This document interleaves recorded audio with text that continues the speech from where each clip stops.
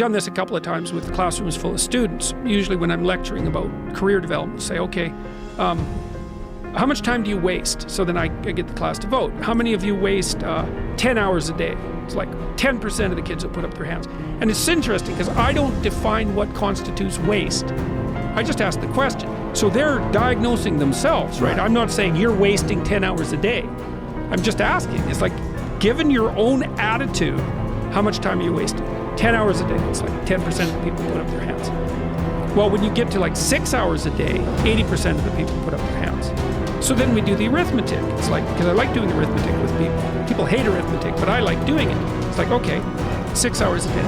It's 42 hours a week. So let's call that a work week, 40 hours a week. So that's a work week. Let's say, what's your time worth? You're a university student. Well, it's certainly worth minimum wage, because obviously.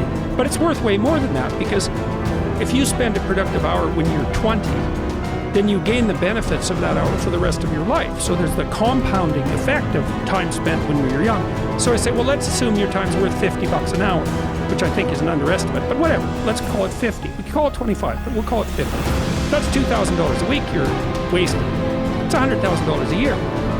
It's like, how much better would your life be if you weren't wasting $100,000 a year?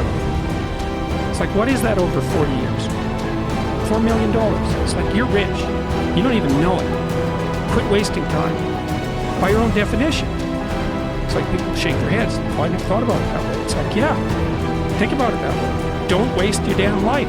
And then you think, well, why would people be resistant to that message? It's like, well, you really want to wake up and figure out that you're wasting half your life? And you know, when people do that kind of wasting, they actually hate it. You know, and I've had lots of people come to my clinical practice who are chronic procrastinators. You know, and so they're watching YouTube videos, say, but not ones that are good for them, although sometimes they will do that, but just browsing in that kind of mindless way that you do when you're not paying attention and you're trying to kill time. And people doing that, they feel bad, they get depressed, they feel anxious, they can't get away from it, they feel kind of quasi-addicted. There's this feeling of kind of internal rot and corruption that goes along with it. It's like, yeah, well, you're wasting your life. It's like, so it's painful. It's painful to recognize that. Then it's painful to think, oh my God, look how undisciplined I am. I don't know anything. I can't use a schedule. I can't stick to a calendar. I don't have any aims. I don't know anything about the world, right? And maybe there's a part of me that's bitter because I haven't got everything already, and I'd just like to say, to hell with it. That's the recognition of the Jungian shadow. It's like, that's what makes you vicious and untrustworthy. All of that. No one wants to look at that, and no bloody wonder. But hey, the alternative is worse. So the goal is this: you're going to take care of yourself. You're going to have a life in 3 years that justifies its suffering. That's the goal. So you can invent the damn life, but you have to think what you would be satisfied with, so you wouldn't be all bitter and resentful. It's like, okay, what do you want from your family? What do you want from your friends? How are you going to educate yourself? What do you want for your career? How are you going to use your time outside of work? How are you going to handle drugs and alcohol and other temptations like that? How are you going to keep yourself mentally and physically healthy? And these are open questions, like you get to answer them. The idea is you can have whatever you want, but you have to figure out what it is. It has to be realistic, and you have to figure out what it is.